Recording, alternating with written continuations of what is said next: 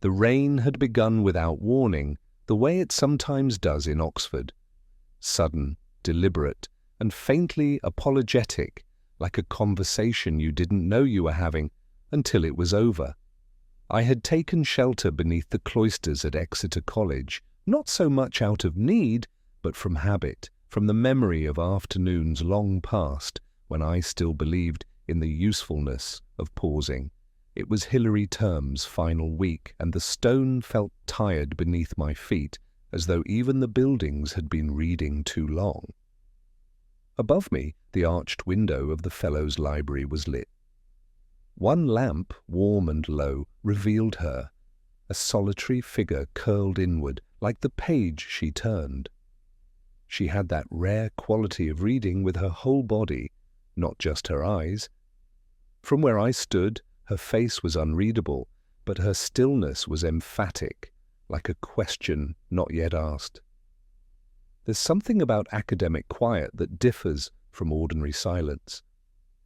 It is not merely the absence of sound, but the layering of it, the scrape of a chair pushed back without apology, the sigh of dust disturbed by the weight of annotation. In that silence, I read people. I had once read her, Lillian Blay, or so I was told days later when I asked. That night I didn't know her name, only that her presence struck me as deliberate, as though she were trying to be seen and unseen in equal measure. My intention that evening had been mundane. The bursar had written, not to me directly, but through that ever-so-genteel chain of collegiate suggestion, requesting my informal opinion on a recent incident. Dr. Giles Wortham, lecturer in English literature and long-time fellow of the college, had been found dead in his rooms 3 nights earlier. Pills, a note, the usual paraphernalia of finality. No investigation had been opened, no inquest yet scheduled, no evidence of foul play, just the faint scent of disbelief hanging over the staff common room like a half-burned candle. The problem, as I saw it, wasn't the suicide, or rather, it wasn't whether it had been suicide, it was that no one quite believed it had been. Not in the way that matters. That's why I stood beneath the window longer than necessary, not quite prepared to return to my flat. I had a crossword waiting, a particularly maddening one from the Times, where 14 across seemed determined to elude me. Legacy of shame, cryptically altered, 7. I had circled it in pencil 3 times and left it unanswered, which felt more like surrender than patience. From the courtyard I could hear the faint hum of central heating through an open pipe, the ticking of metal expanding somewhere beyond sight, the kind of institutional murmur that fills you with the knowledge that too many minds have passed through this place and left nothing behind but misfiled thoughts and second-hand grief. When I finally left the shelter of the eaves and turned back into Turl Street, I caught one last glimpse of her. She stood now, book closed, hand resting lightly on the sill, as if deciding whether to remain or return. Her silhouette, framed by rain and window light, reminded me of a woman I once knew, or perhaps only imagined, in Leipzig, before the first regrets had begun to settle in earnest. She didn't see me. Or if she did, she didn't care. Later, Lewis would ask why I had taken an interest in the Wortham case. There had been no crime, no clear injustice. I told him I had received a letter, but it wasn't the letter, it was the look of her, the quiet reader, and the sense, irrational but persistent, that she was reading something too carefully, too deliberately, as though the meaning might change if she looked hard enough. It often does. It's strange the things you remember, the smell of barley sugar in the porter's cupboard, the way Wortham's cufflinks always caught the library light at a peculiar angle, as if they too resented the dust. I hadn't liked him, not really. Too polite by half, a man who circled conversations as if they were delicate china, never quite touching the center of anything. And yet I keep seeing him in that room, upright in his chair, the bottle tipped at just the wrong tilt, and that book, Larkin, propped like a theatrical flourish no one quite believed. They'd found him in his college rooms at dusk, curtains drawn, fire unlit. A single lamp creating a cone of yellow that, by the time I saw it, had already become emblematic of something I couldn't name. The porter said he'd noticed nothing unusual, no visitors, no phone calls. Only that Dr. Wortham hadn't ordered his usual dinner tray, which was, he added, with the knowing pause of a man who fancied himself attuned to routine, very unlike him. On the desk sat a galley proof of the latest college monograph, unbound, neatly marked in Wortham's pale blue ink. It was a tribute volume of sorts, celebrating the department's centenary, 10 essays on the legacy of literary form. His contribution, an examination of poetic closures, had, I gathered, been delayed. He was revising late. It seemed so academic a death, even in its final gestures. But it was the footnote that stopped me, page 213. An aside on T.S. Eliot's use of classical closure, an intertextual flourish that Wortham had loved to over-explain. The footnote read, "See also Prufrock's Mirror, where endings reflect only absence, a CF. Eliot, to prepare a face to meet the faces that you meet." I read it once, then twice, then again. I knew that line, and I knew Wortham had misquoted it. The original reads, "To prepare a face to meet the faces that you meet." There is no mirror in the original note. That was his invention, or someone else's. Wortham was meticulous, not showy. That would have been forgivable. But be careful, academically devout in a way that could be irritating in committee meetings, but admirable in print. A misquotation of Eliot would not have been an error. It would have been a message, or a forgery. The misquote felt like a fingerprint left at the edge of an argument. Subtle, deniable, but present. Later that day, I visited the Bodleian to trace the citation history. Wortham had published 3 earlier essays on Eliot, one from 1984, another in 92, and a peculiar, bitterly annotated one in 2003 titled Poetry's Terminal Gesture. All 3 quoted that line, and all 3 quoted it correctly, precisely, no additions, no mirrors. I pulled his personal file from the college archives, with permission, of course, though not necessarily from the right people, and found a draft of the current essay, undated, in his familiar hand. The footnote there was intact, unaltered, and absent of mirrors. So someone had changed it, after submission, after death, but why? The answer, if it was one, lay in the essay that followed Wortham's in the monograph, a co-written piece by Dr. Benjamin Fenn, a young academic with the kind of jawline and vowels that often precede institutional promotion. Fenn and Wortham had shared a fellowship seminar, shared, too, a mutual disdain disguised as collegial civility. Fenn had recently been promoted, Wortham had not. I don't believe in coincidence, not when it comes dressed in academic robes and footnotes. It struck me that literary death and literal death had been too neatly joined. Someone had manipulated the academic record, and possibly the emotional one, to make Wortham's end read like a final submission. But even authors of endings make mistakes. And Wortham, I think, had tried to leave behind more than an ellipsis. He'd left a contradiction, a quiet one, a final footnote that didn't align, not quite, which is how I began to believe not that he hadn't killed himself, but that someone had ensured the narrative appeared tidy. And Oxford, above all, loves tidy endings. I, unfortunately, do not.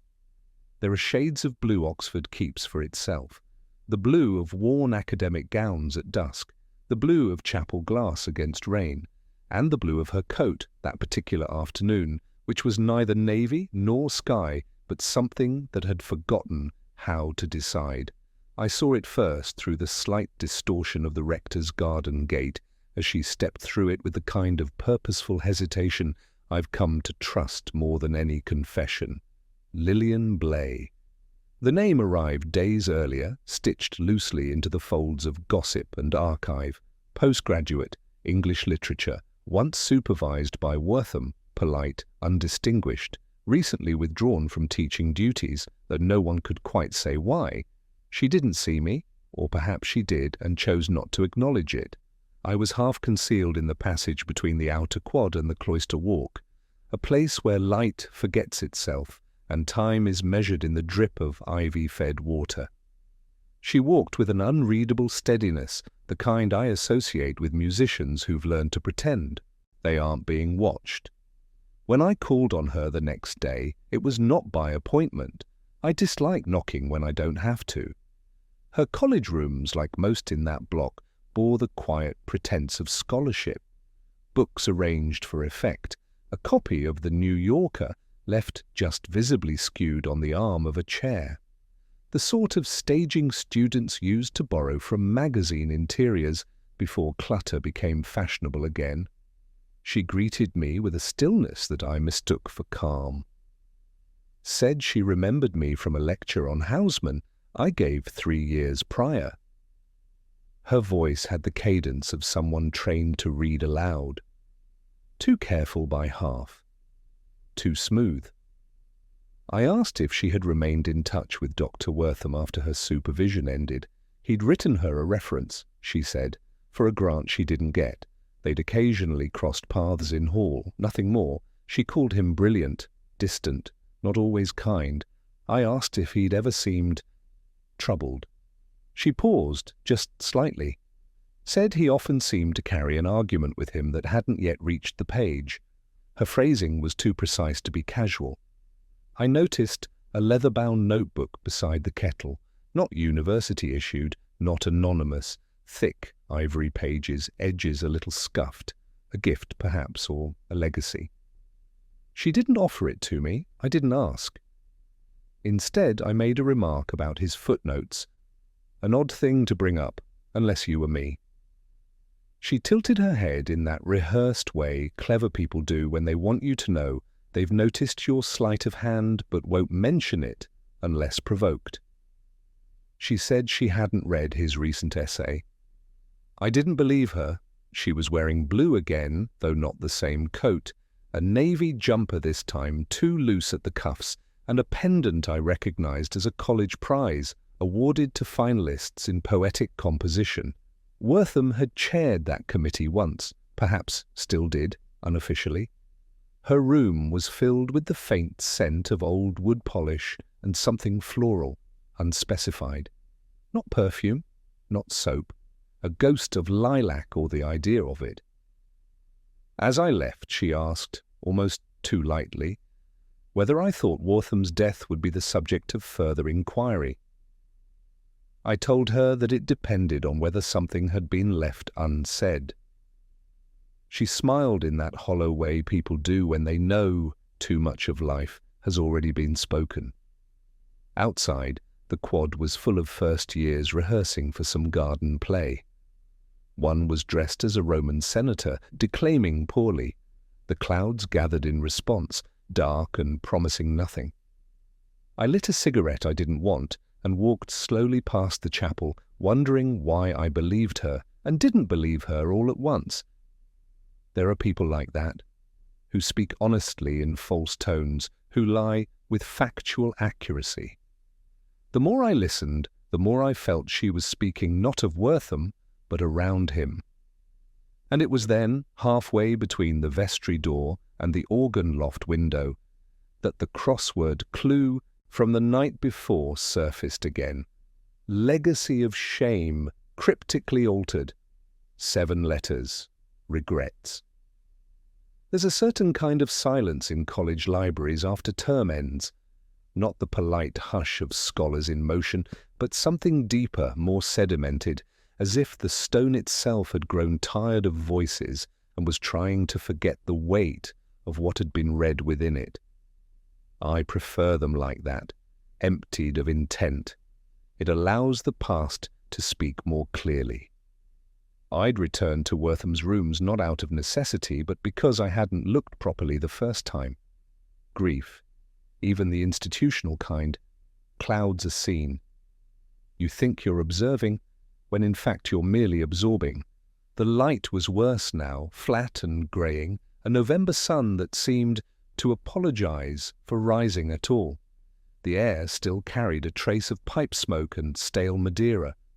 His bookshelves, unremarkable in themselves, had been loosely catalogued by a nervous college assistant. I let my eyes move across the spines without effort, pausing when instinct intervened. It was collected essays on poetic form. A first edition, spine cracked, a title so dull only a man like Wortham would reread it each Lent. I opened it without expectation, but there it was, page 89, a marginal correction in pencil, not Wortham's hand. He used fountain pens religiously, even for shopping lists. His handwriting was slanted, assured, looped at the descenders like an old choirmaster. This note was firmer, more angular, a different rhythm of thought. The annotation itself was simple, C.F. Eliot, not mirror, but mask, a correction. An echo of the footnote I'd found altered in the monograph. It was as if two conversations had happened, one on the page, the other in the margin. The first, public and polished, the second, private and faintly angry. I turned back the page. The passage it referred to was a meditation on finality in poetic construction. When the poem closes but does not conclude, when the last line resists the weight of summation, there was a red underline beneath the phrase, "The last word is never quite the end." That wasn't Wortham's style. He preferred his meanings encased in italics, not underlined like a student rushing a revision. Whoever had marked it wanted the emphasis to shout, a kind of insistence that suggested authorship of the passage itself, or grievance with it. The pencil used was standard HB. The paper had taken the graphite lightly. No pressure, no score, a careful hand, one that wanted to be seen eventually, but not immediately. It was the kind of correction you leave for someone you know will find it. A message couched in scholastic ritual, or a warning. I asked the archivist later. A young woman with prematurely grey hair and the expression of someone who trusted books more than people. Whether doctor. Wortham had ever co-authored anything. She hesitated.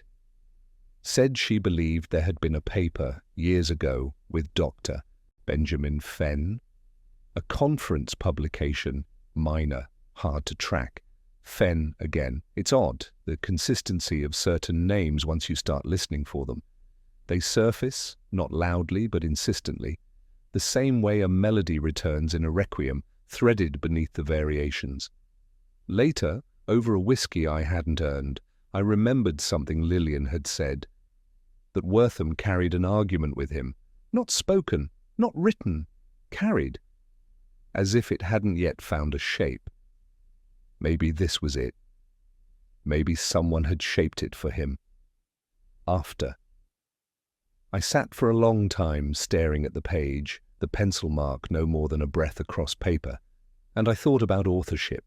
Who writes, who corrects, who is permitted to annotate someone else's end. There is violence in footnotes sometimes. A quiet one.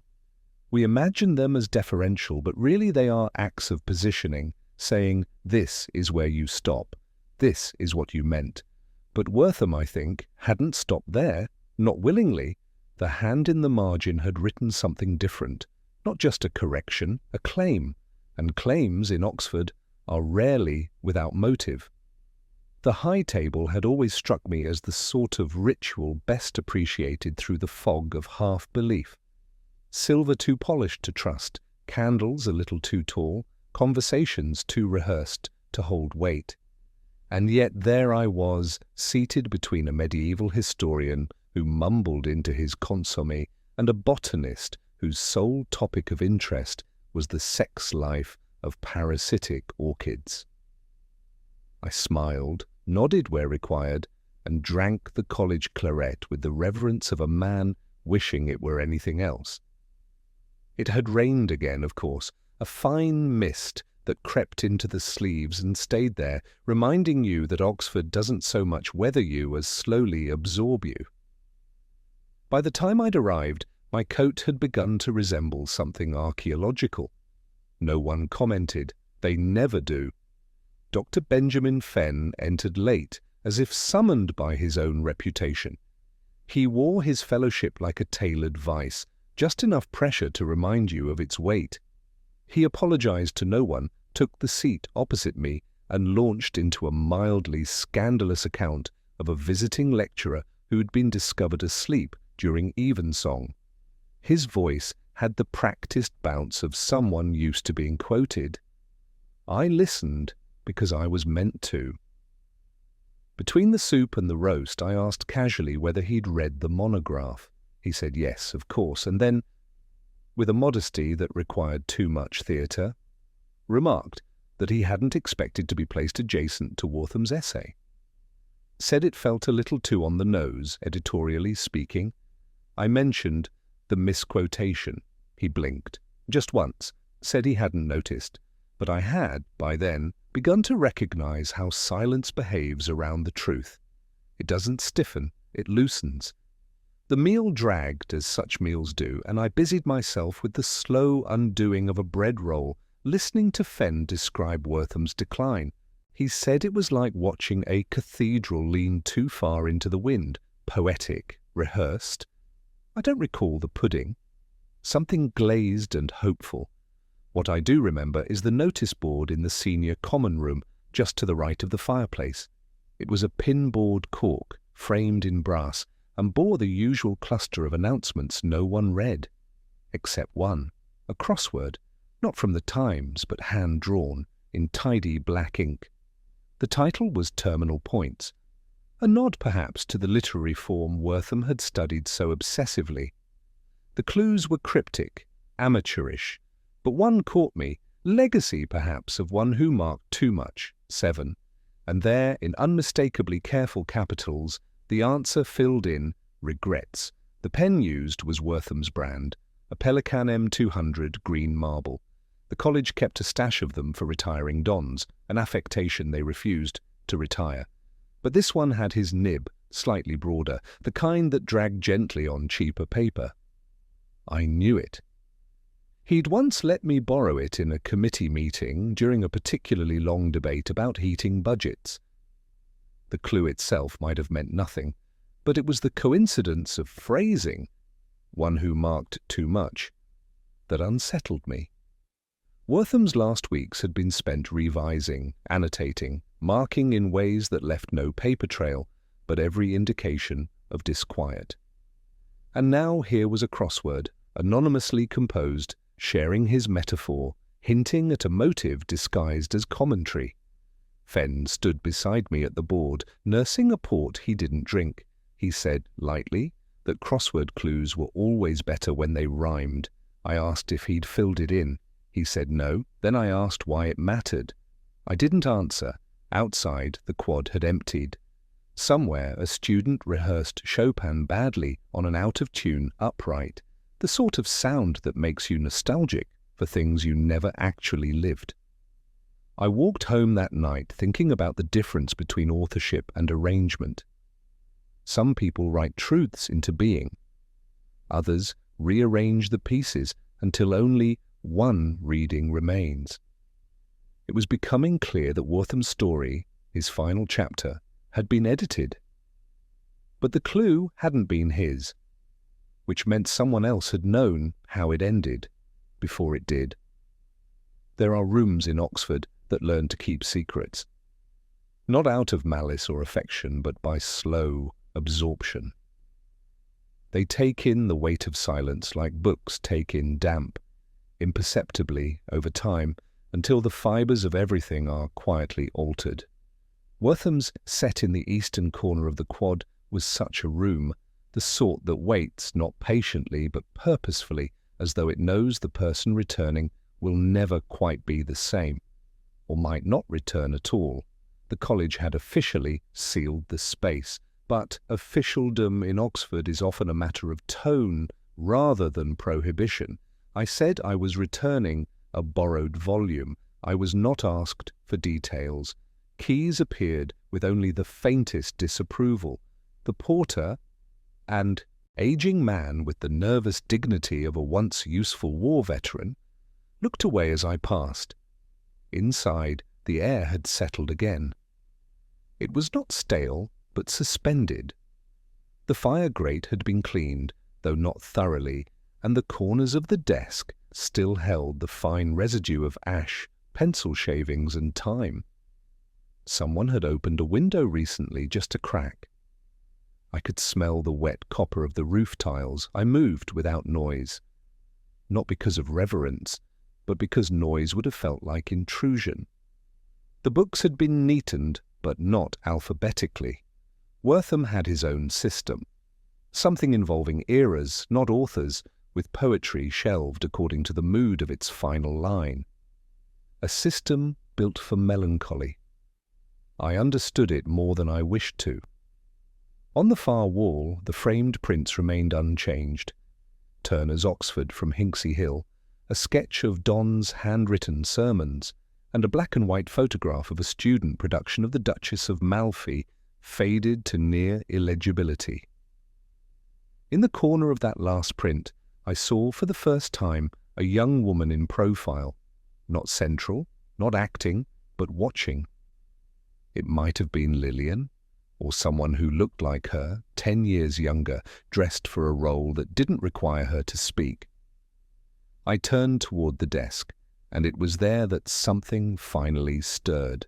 The second drawer, usually locked, had been jimmied at the edge, not forced open, but tampered with in a way that spoke of regret. The lock was old brass, no longer flush. Inside, among the typical clutter, wax-sealed correspondence, half-spent rubbers, a worn Latin dictionary, lay a photograph, torn clean down the centre. 3 figures. A young Wortham, smiling in a way I'd never seen. A student, male, angular, watchful. And the third turned half away from the camera, hand mid-motion, as though brushing hair from her temple. The photo had been ripped, not hastily, but deliberately, and then, inexplicably, placed back together. The edges not taped, but aligned inside a folder as though awaiting resurrection. On the back, in faded fountain pen, 5 words, "For all regrets are not signed, not addressed, just left." The R meant nothing at first. Names drifted through the mind, Roland, Rebecca, Rector, none fit. But it was the phrase that clung, for all regrets, an echo of the crossword, a shadow of the misquoted Eliot, a thematic insistence repeated too often to be accidental. I sat down in Wortham's chair, not out of fatigue, but to see what he had seen. The angle to the garden, the reach toward the bookshelf. The drawer on the right stuck slightly in the heat. There was dust behind the kettle. A ring where a glass had once been left, too long. I tried to imagine the moment of death, not the clinical event, but the human hesitation, the way one might reach for the bottle and then not, the way body might lean toward refusal and find no weight behind it. I tried, and I failed. There was no shape to it in this room. Only arrangement. Only choreography, which is what troubled me. Death, when genuine, leaves a mess. It disturbs the scene. It interrupts itself. This room had waited too neatly. The bottle was angled perfectly. The chair was not slumped, but centered. The window cracked to let out just enough air. Someone had curated this, not out of affection, out of narrative. Wortham hadn't just died here, he'd been positioned. Some deaths allowed long after they occur, not through violence or notoriety, those fade, but by returning in unfinished conversations in names that refused to settle quietly into the footnotes of institutional memory. Roland Hayne was such a name. When Lewis mentioned it to me, without emphasis, as though reading off the back of a program. I felt the air in my flat pull slightly inward, the way it sometimes does before the second movement of a requiem. Hayne had drowned 8 years ago during a college retreat at Blenheim. A tragedy, they'd called it then. Cold water, unseen current, poor supervision. It had been folded into the administrative shuffle like so many avoidable events. Boxed, summarized, archived beneath the safe cloak of natural causes. But nothing about it had felt natural. I remembered the hearing, only dimly. A private affair attended by senior tutors and 2 of the college's more reluctant legal advisers. It had involved whispers of misconduct, strained pastoral relationships, and, though never stated outright, something between Wortham and a student whose name had been redacted in most reports. The girl's presence had been noted, her testimony omitted. Lillian Blay. I returned to her rooms unannounced again. She opened the door with a look of someone already rehearsing their denials. I asked about Hayne. She didn't ask who that was, just moved aside and let me in, as though the conversation had been waiting behind the door all along. She poured tea, didn't drink hers. She said he'd been brilliant, but brittle. The sort of student who could quote Auden from memory and then vanish for weeks. He'd had a complicated relationship with authority. She said that like a scholar choosing her footnotes carefully. I asked if she and Roland had been close. She said they'd been assigned to the same seminar group, that they'd shared drafts, that he'd once said her writing was too careful, too afraid of truth. She smiled when she said it, but it didn't reach her voice. I asked about Wortham. She paused. A long time. Said Wortham had taken an interest in Hayne's work, his thesis on poetic absolution. Said he'd arranged extra supervisions. Said Hayne had been flattered, then confused, then withdrawn. I didn't press. She was telling me what she thought she could say without implication. But it was what she didn't say that mattered. She walked me to the door, but stopped short of opening it. Asked suddenly whether I believed in legacies. I said it depended on who was writing them. She didn't respond. Just looked down at her shoes as though expecting them to answer for her. Outside, the rain had begun again. Not hard, not new. The same rain that had never quite stopped. I walked back through the quad into the porter's office and asked for the old disciplinary records. He made a fuss, of course, murmured about privacy, about procedure, but eventually handed me the folder with the weary shrug of someone who's seen too much and understood too little. It was thin, too thin. Inside were 2 letters, one from Wortham, vague and overwritten, defending his role as mentor, and one from the senior tutor, recommending that the matter be handled internally. There was no statement from Hayne, none from Lillian, no record of what the actual allegation had been, but there was a note, unsigned, scrawled in a rushed, slanted hand that looked younger than it should have. He didn't fall. He followed. I sat in the empty common room, folder open beside a cup of cooling tea, and thought about that phrase. It sounded like poetry, or guilt, or both. And then I remembered the photograph, the torn one from Wortham's drawer. I hadn't looked closely enough at the face of the boy standing beside him. I unfolded it again that night, under the narrow desk lamp in my flat. The same hands, the same line of the jaw. It was Hayne. Of course it was. The third figure, the girl half-turned, caught mid-motion, looked at neither of them. She looked away. Lillian, she had seen the fall, or the push, or whatever passes for those things in Oxford, when truths are too painful to name and too dangerous to discard. There's a kind of book that doesn't quite belong to the shelf it's on. It hovers, slightly off-centre, as though resisting the quiet bureaucracy of the catalogue. I've always trusted those books, the ones that slip through systems, that end up between ledgers and journals where they were never meant to be. They're the ones that remember things. It was a Tuesday, late afternoon, the light thin and already tired. I'd gone to the college library on the pretense of returning an overdue Baedeker, though I doubt the librarian noticed or cared. She was the sort who dressed like a widow and alphabetized her emotions. When I asked whether any of Wortham's books had been formally returned, she blinked with the slow suspicion of someone who'd long since given up on students and now suspected dons of greater mischief. She said his holdings had been minimal, no loan slips, nothing recent. I asked if that included rare volumes. She frowned, not in irritation, but calculation, then led me behind the front desk, through a short corridor that smelled of lavender oil and old wool. At the back was a cupboard, unmarked, locked, though the key was in the door, always a sign of confidence or forgetfulness, or both. Inside, tax guides from the 1950s, moulding hymnals, a box of departmental wine glasses, and, resting on a stack of old accounts ledgers, a small cloth-bound copy of In Memoriam A.H.H. Tennyson, 1856 edition. Wortham had once given a lecture series on the elegy as a mode of academic failure. I remembered it vaguely. He'd said something about grief being the mind's last editorial function. I opened the volume.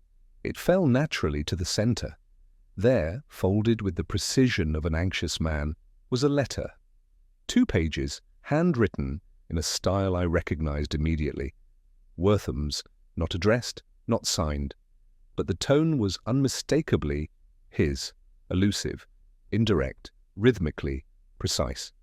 It began mid-thought, and I've tried in silence to unlearn the language I once taught you. But the words return, even when I don't. If I had said something after Blenheim, it would have ruined you. If I hadn't, it ruined him. You looked at me that evening, as though I'd spoken both truths aloud, and I hadn't. That is the part that won't resolve. That is the music I can't return to. He wrote of Roland only once, obliquely, referred to a boy who deserved the burden of his own mind, not mine. He described Lillian, though never named her. You were the only one who saw both of us clearly, and that is why I could never bear to ask for your forgiveness. He called the letter a rehearsal for remorse. Said he didn't expect to send it, but had written it so someone would know I had once tried to be better than I was. I read it 3 times, not for clarity, there wasn't any, but for rhythm. The cadence of shame has its own syntax. I didn't show it to Lewis, not then. Instead, I walked home by way of Merton Street, where the stones hold more rain than they shed, and where no one expects you to smile. I passed a student huddled under a broken umbrella, reciting Latin declensions under her breath. I thought of Wortham's lectures, and of how the past, in Oxford, rarely stays bracketed. At home, I opened my notebook and copied out the final line of the letter. Remorse, like scholarship, is only meaningful if someone else reads it. It was underlined, not for emphasis, but for doubt. A knock came at my door just before 10. A note slid beneath it. Thin envelope. No return. Inside, a page torn from a standard college notepad, typewritten. Stop reading what was not addressed to you. No name. But I recognized the font. A Smith Corona PWP from the SCR typing pool. Only 2 still in use. One belonged to the bursar, the other to Dr. Benjamin Fenn. The trouble with endings is how often they pretend to be final. A door clicks shut, a letter folds once, then again, then is left in a drawer for no one. A body is cremated, a eulogy delivered, a footnote added, but endings, the real ones, are rarely neat. They echo, they correct themselves, they wait. I had thought I understood the arc of it, Wortham drowning beneath his own failures, silenced by a grief never named aloud. Lillian caught between memory and omission. Fen climbing carefully over the debris of other people's shame. I'd built a shape from it. Not a resolution, but at least a recognizable architecture. And yet, that morning, sitting with the galley proof again, the one with Wortham's final essay and its incongruous footnote, something shifted. It wasn't the misquotation this time. I'd already circled that particular imperfection until it began to feel decorative. It was the line spacing, slightly irregular. An extra ½ millimeter between footnote and body text. It spoke of a late insertion, of a change made not by the author, but after. I turned the page over, studied the alignment. Someone had tampered with the typeset. The printer's log, when I finally tracked it down, a student-run press on Cowley Road, mostly poetry pamphlets and the occasional vanity memoir, showed a single resubmission of Wortham's essay file 3 days after his death. The email came from the departmental account, unsigned but time-stamped. The same hour Fen had been giving a guest seminar in London. Alibi? Perhaps. But I've long since stopped believing in alibis that arrive too quickly. Still, suspicion needs more than architecture. I took the photograph, the one from Wortham's drawer, to the college archivist. Asked her, casually, to help date the image based on the furnishings. She noted the curtain fabric, replaced in 2009, and the pinboard, which had briefly been banned after an incident involving tacks and a misplaced poster of Shelley. The photo, then, had to be older than it looked. But what caught my eye, what I hadn't noticed before, was the badge on Haynes' lapel. A small, enamelled pin, white rose, on a navy field. I'd seen it somewhere recently. I retraced steps. SCR, common rooms, pigeonholes, and then, tucked among the notices in the stairwell of the English faculty building, a faded flyer for a memorial debate, The Ethics of Elegy, featuring, in smaller type, sponsored by the Rose Society. The badge was their emblem. An undergraduate society disbanded 6 years ago, meaning the photograph and its companion memories dated back even further than I'd guessed. Another ending that had disguised its beginnings. I returned to the college, to the typing pool, asked again about the Smith corona. This time, the secretary, a sharp-eyed woman with no fondness for flattery, confessed that Dr. Fen occasionally used the terminal after hours. She remembered because he always requested silence and left the seat warm. I asked if she'd seen him that week.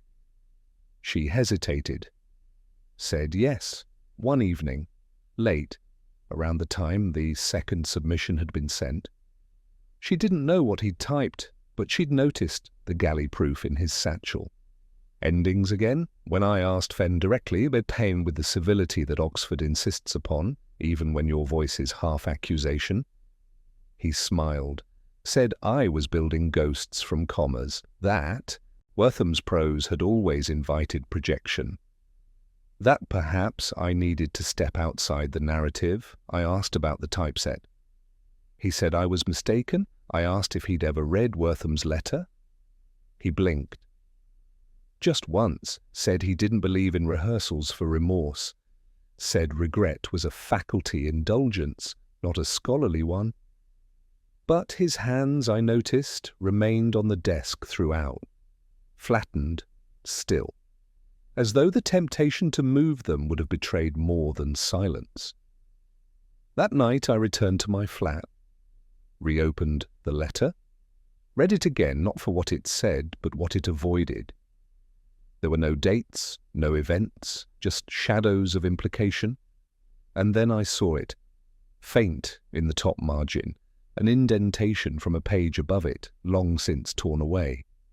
4 words, proofs sent, Final version, not his handwriting, but it fit. The ending, then, had not been his, only the silence afterward had been. There's a particular kind of pride that hides itself behind precision, a fastidiousness so absolute it feels like humility. In Oxford, it's mistaken for virtue. But I've seen it before, the compulsive rephrasing of a colleague's sentence, the quiet replacement of a comma with a semicolon. It's never about clarity, it's about control. I met Fenn again in the SCR, late, long after the claret had gone bitter in its own bottle. He was alone, polishing his glasses with the corner of his gown, a gesture so studied it could have been satire. The windows were misted, blurred with the condensation of forgotten heat. Outside, the rain clung like a question unanswered. I told him plainly what I'd found. The altered footnote, the printer's log, the indentation on the letter that suggested another hand had touched it. He didn't flinch, just asked whether I truly believed Giles Wortham capable of martyrdom. I said I didn't. He nodded, said it was refreshing to speak with someone who understood the difference between tragedy and failure. He poured me a glass. I didn't touch it. Instead, I asked about the second draft. He said Wortham's work had always needed tightening. That Giles was brilliant, yes, but meandering. That his metaphors became indulgent, his syntax ornate. That he had a habit of quoting Eliot when clarity would do. The edit, he said, had been minor, necessary. Nothing was invented, merely streamlined. I asked whether that included the misquoted footnote. He smiled then, thinly. Said something about poetic irony. Said that even editors have moods. I pressed further. About the timing, about the submission date. He shrugged. Said the department account was open to anyone, that academic environments breed conspiracy because the stakes are so low and the egos so high. But his hands were still flat on the table, not gesturing, not sipping, not folded, just laid out like a man showing he was unarmed while his thoughts scrambled elsewhere. I let the silence grow longer than was polite. He finally asked what I wanted. I said I wanted to know if he felt responsible. He looked out the window, not theatrically, but with genuine irritation, said that if I was looking for guilt, I should visit the bursar, or the chaplain, or the disciplinary committee that had buried Haynes' name beneath layers of procedural forgetfulness, said he had simply edited a document. That was his job, and yet it wasn't, because no one had asked him to, because the version Wortham submitted was his final submission, because the act of revision after death, even if done with reverence, was not editing. It was authorship. I left him there, glass untouched, breath fogging the window he refused to look through. Outside, the sky was too bright for the hour, that particular shade of greying indigo that pretends to be later than it is. A trick of time. A misprint. As I walked back through the quad, I thought again of the crossword clue. Legacy of shame, cryptically altered. Fenn hadn't written the clue, that was too overt. But he'd understood it. Enough to correct the symmetry of a dead man's paragraph, enough to shift the tone from ambiguity to indictment. He hadn't killed Wortham, I believe that now, but he had given the death its footnote, had chosen deliberately how the final sentence would read, how it would be quoted, whispered in committee rooms, remembered in memorials, and what is guilt in the end if not the need to curate memory? I arrived home, removed my coat, poured something too sharp into a cracked glass, and sat with the page again. The letter Wortham had never sent. I traced the indentation at the top with my thumb, feeling the faint groove like a scar beneath a layer of dust. Proofs sent, final version, an editor's note, not meant to be seen, but they're all the same.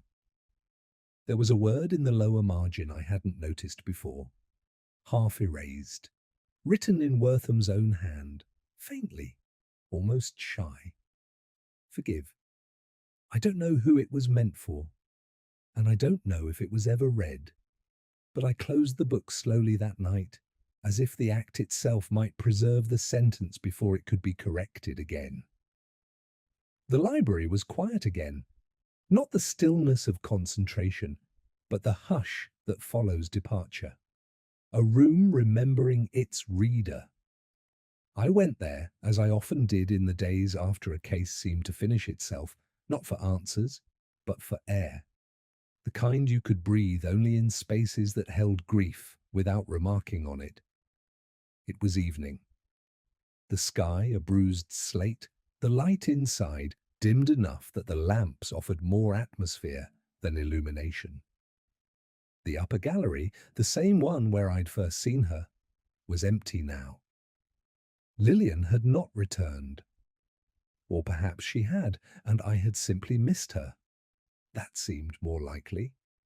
She was the kind of person who didn't need to be noticed to exist. She inhabited rooms the way memory does, softly, without request. I sat at the desk near the back, the one under the bowed ceiling beam, and laid the volume of In Memoriam before me. The letter, folded still.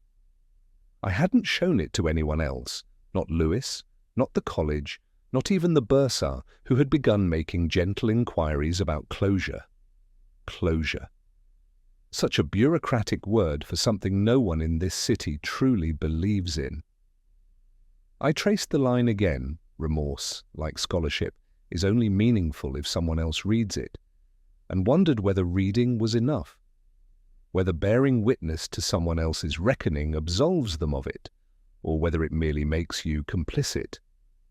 Rain ticked lightly against the windows. Somewhere, 2 floors below, a trolley creaked over uneven flagstone, and in the corridor outside, a student's laughter, brief, foreign, misaligned, with the mood of the room, vanished as quickly as it came. I thought of Wortham, not as a victim, nor even as a man wrongly grieved, just as a man who had tried, belatedly, to put something into words that could not be said aloud. He had written his regrets like an academic, without names, without blame, just structure, form, an attempt at coherence, and I thought of Fenn. Still moving through the college with that practiced restraint, the faint smirk of a man who believed himself misread. Perhaps he had been, or perhaps he had edited not just the essay, but the man himself, into an ending that made sense on the page, but not in the world. There was no crime to report, nothing prosecutable, nothing printable, just choices made in silence and their reverberations. That's the thing Oxford never teaches, that guilt doesn't always declare itself with motive. Sometimes it arrives quietly as a gesture, a correction, a submission time-stamped in the wrong name. On the table beside me lay the crossword, a new one. Legacy, the clue, read again, same phrasing, same number of letters. But this time the answer had not yet been filled in. I reached for my pen, stopped. The ink had dried since I last used it. It felt right. Below the window in the inner court, someone had left a bicycle unlocked, a careless freedom that almost made me smile. A cat moved across the gravel with the slowness of full ownership, and above the library, just visible through the high leaded panes, the weather vane on Brasenose turned once, then held its breath. I closed the book, not in finality, but because there are some sentences better left incomplete. Outside, the rain had deepened to a rhythm I recognized, a steady, unhurried cadence that echoed footsteps long faded. I stood, took my coat, and left the library in the way I always do, gently, without looking back. And as I stepped into the night, the stone beneath my feet felt warmer than it should have. As if just briefly the weight of all our errors had settled into something like forgiveness.